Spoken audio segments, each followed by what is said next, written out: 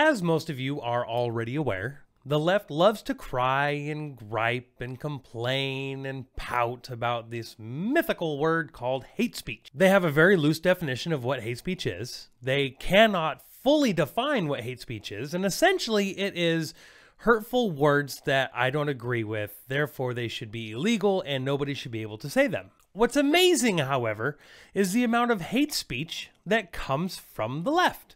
Just as an example, I went to a rally the other day called Eclipse Hate, Standing with Charlottesville. This was in Portland, Oregon, and there was nothing but left-wing speakers, a lot of white guilt, a lot of victimhood, a lot of things like that going on. What caught me by surprise was the amount of hate speech. Now, I'm joking, of course. I was not surprised. I wasn't surprised by any stretch of the imagination. Anybody who has ever seen any of these things going on, anybody who has ever witnessed one of these rallies on their own, or has gone to a free speech rally or a conservative rally of any kind, has witnessed on their own the massive amounts of hate speech that come from the left. Pure hate. True hate. I hate you because you're a conservative. I hate you because you're white. I hate you because you're black and you're hanging out with white people. I hate you because you're a Latino who voted for Trump. I mean, it goes on forever. That's all you ever hear when you go to one of these rallies is hate coming from the left directed at anybody who they disagree with. However, it's not every day that you get to see them on their platform speaking into a microphone doing nothing but hate speech. Now, I am part Native American. I am part Sioux. Just a couple generations ago, my family was on the reservation. He was a half-breed, something that a lot of pure natives don't agree with. They don't like it. They shun them. They think that they are trash, which is exactly the case what happened with my grandfather. He was put into an orphanage, and he was adopted by another family. Fortunately for him, he was able to get off the reservation. He was able to get an education. He was able to be a productive member of society. However, in this first video I'm going to show you, you're going to be able to see the product of somebody who has stayed on the reservation way too long, or at least somebody who has been indoctrinated enough to believe the garbage and hate that this person is spewing. The amount of hate that you see coming from this woman is mind-boggling. It's racist. It is true blue hate speech. Check it out. This is the original flag. The other flag don't mean shit. I mean shit. Yes, Mini Wichoni. Agua es vida. Water's life. Dave Archambault is not our chief. He's just an employee, just like Donald Trump. He has no say over the 1851 Fort Laramie Treaty or any treaty.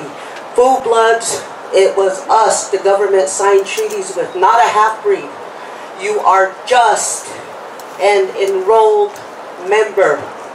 You have no say over our treaties. All right, so some of you guys might be wondering, how come I included the Agua es vida? Well, pretty simple. That's Spanish, not Sioux, and that is cultural appropriation, and that offends me, and I consider that hate speech. But in all seriousness, however, the actual hate speech, you're a half-breed, your word doesn't matter. He is an elected official. He was elected in 2013 to be the chairman of the tribal council. So he is more than just a half-breed. He is more than just a registered enrollee or whatever they want to call him. But just because he's a half-breed, his word doesn't matter. And I want to go ahead and clear something up about this whole DAPL thing. Standing Rock Reservation did its own oil exploration. Not only did they do their own oil exploration, but where the pipeline is currently at, there is already a natural gas pipeline. There's already an easement. They don't have an argument. I covered this in detail back when all of this whole protest thing was going on. I was explaining how they were hypocrites when there were more than 8 river crossings upstream from them already completed, and yet they were going to protest the last mile that was left of the pipeline. So let's go ahead and just recap really quick on this whole DAPL thing. Number one, there were already 8 crossings upstream from where the reservation was. So the whole, we're afraid that the water's going to be hurt and the water's going to be contaminated, garbage. Number 2, the amount of environmental destruction that occurred at that camp, hypocrite number 2. Number 3, the amount of tires and vehicles and other objects that they set on fire during the protests, not just after they were done and they decided to light the whole camp on fire. I'm talking about during the protest, all of the pitch black smoke that was billowing from that area. You don't care about the water. You don't care about the environment. You care about your fantasy land garbage environmentalist delusions. You care about your stupid cause. You care about your hate, the hate that you have for anything that you were told to hate. Because you don't think critically, you don't think reasonably about it. You are on your own level of delusion when you sit there and say, I care about the environment, but I'm going to set these tires on fire. I care about the environment, but I'm going to throw my fecal matter and all of this other crap into the river that I'm camped next to. I care about the environment, but I'm going to have Jill Stein, the presidential candidate for the Green Party, spray painting on a bulldozer. You're hypocrites and you're liars, period. Don't sit there and say that the Sioux Reservation, the Sioux people, the Sioux Nation didn't want the pipeline to go through when there was already a pipeline there. Not to mention all of the other Confederated tribes that are north of Standing Rock who own their own oil companies. You are taking money out of your own people. The people who were protesting at Standing Rock were a minority. They were not the majority. They did not represent the reservation. They did not represent the Sioux people. They were from all over the country, mixed up. Who knows who all came from where? The progressives came to protest progress. Period. But back on topic. So this next video you're going to see is a girl who is a poet and she's a rapper. And I'm going to show you a couple clips about some of the things that she said. And I don't know, you tell me if there was some hate speech mixed in there. Portland police, I call on you to discontinue the divide. Why protect terrorists while we struggle to survive? Because KKK live as police and police as the same, historical, not rhetorical, so the capitalism, patriarchal, white supremacists remain and activists detain. All right, so the first clip there was talking about why protect terrorists. Okay, who's she talking about being terrorists? She's talking about Joey Gibson, Patriot Prayer. She's talking about any conservatives who show up and do a rally or anything like that. She's calling them terrorists. Why isn't she calling her own people the terrorists? The people who go around and they burn cities and they break windows and they destroy property and they assault anybody who they disagree with. The terrorists aren't the people saying, hey, we want freedom of speech. We want to be able to have a rally without being in danger. We want to be able to have a rally without needing riot police there to make sure that everybody stays safe. June 4th, great example. If it wasn't for the cops, a lot of people would have got hurt. As it was, the police had to use riot control agents to move Antifa back out of the park because bricks were being thrown, fireworks were being thrown, weapons were being used, people were being assaulted. Those are terrorists. The terrorists are not the people who stayed in their park, who had a rally with speakers. Speakers of all colors, genders, literally genders. There was a straight person, there was a trans person. Yeah, lots of diversity, but yet they're the terrorists. People saying that they want freedom, people saying that they want liberty, people saying that they want free speech. They're the terrorists. That's hate speech. Calling somebody who is wanting the American way a terrorist is hate speech. That's defamation. It is hate speech. And just so people know exactly what hate speech is, I'll read it from my phone here. Hate speech is described as speech, gesture, or conduct, writing, or display, which is forbidden because it incites violence or prejudicial action against or by a group or individual on the basis of their membership of the group, or because it disparages or intimidates a group or individual on the basis of their membership in the group.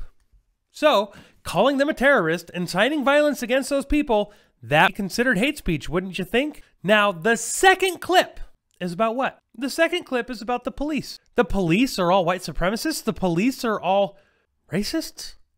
How many black officers in this country, or how many Hispanic officers in this country would disagree with that? According to the latest study I could find, over 28% of law enforcement officers are people of color. Also, that is hate speech because, again, you are speaking hate, lies, defamation against a group of people trying to cause a rift, trying to cause violence against that group of people.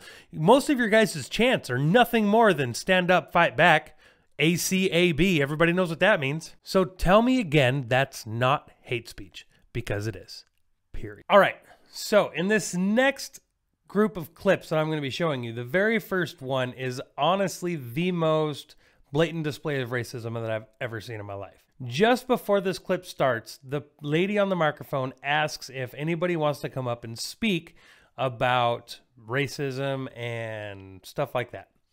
This white kid stands up, walks up to the microphone, and, well, you can see what happens. People of color to the front, please. Thank you. As usual, I see a lot of white faces, and to you all white people, I want to encourage you and give you the strength that I have to stand up and interrupt these conversations and interrupt loud people, loud white people who are taking too much space and speaking hurtfully of the immigrant population, the refugee population, the Muslim population, the homeless population. Did you see that? Did you see how that kid went up to speak and he was going to speak the same social justice garbage that they've been hearing all day? But because he was white, he was dismissed, he was ignored. And what made it even worse was that he was like, oh, yeah, no big deal. No big deal. I'll just go sit back down. I forgot my place. How dare I think that I, as a white male, can have a voice in a, situation like this. Yeah, but they did let the white gay guy speak, and they let a couple, white women speak, and yeah, but because he was a straight white male, he was not allowed to speak. That's hate. That's discrimination, and yep, I don't approve of that whatsoever. Now, the second person that spoke, definitely interesting, right? White people, make sure you start making sure other people can't talk. Make sure you don't let other people have an opinion. Now, I'm not saying that an opinion that is hateful or an opinion that is bigoted or whatever is a good thing. However, I definitely support the right for anybody to believe whatever they want to believe, and I definitely respect the right for people to speak however they want to speak. I don't believe in hate speech. Hate speech doesn't exist. What I read to you earlier was the definition of what people consider hate speech, just like the laws that they have in Canada. They have hate speech laws there. The United States currently does not. But let's continue. Because remember, it's the left who decides what is or is not hate speech. So, going along their own guidelines, let's continue on with this social experiment and see what else we find.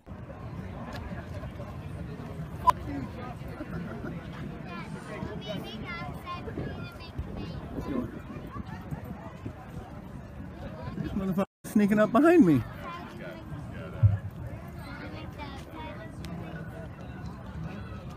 Are you just trying to sneak up behind me? F you.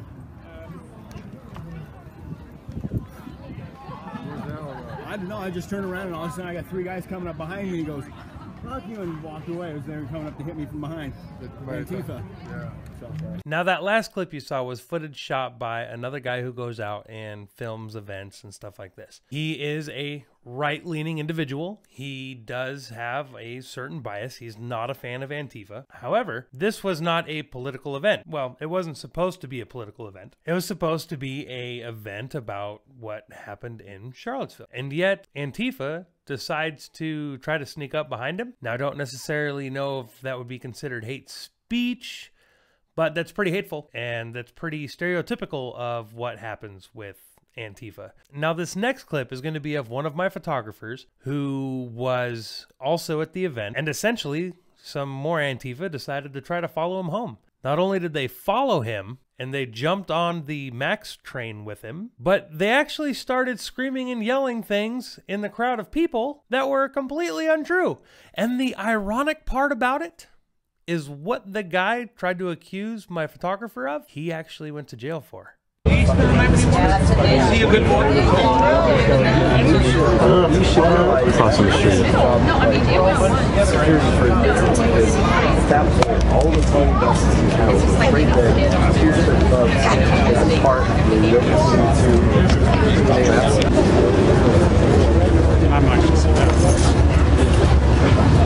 So right now I'm being guys, this guy right here is a rapist And a flag Nazi. Flag Nazi. You, what's your point? You're coming here perfectly to incite riots. No, I'm not. Boom. Really? Really? I'm not. Sir, don't talk sense to them. They don't know it.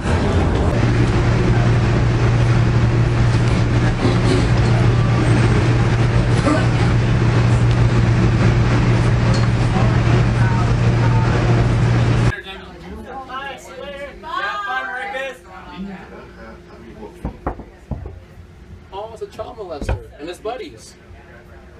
And the girl who couldn't eat a salad. Did you guys see that? Called him a black Nazi. Have you ever heard anything like that before in your life? Not to mention, my photographer's black. And he's gay. And he doesn't really agree with the people on the left. So therefore, he must be a Nazi, right? A black Nazi. Because that's logical. No, it's not logical by any stretch of the imagination, but that's the fantasy world that they live in. Now, this pretty much concludes that day's events when it came to the hate speech coming from the left just on that day. Now, to finish this thing out, I'm going to show you guys a little bit more hate speech and a little bit more hate from the left. And I hope you all have a wonderful day. You're a Nazi too. I like it. Wait, I don't know. I have a reason. Fuck you. Bullshit, fucking fascist, Nazi slut. Who said I voted for Trump? Well, I mean, your general demeanor. I'm wearing blue jeans.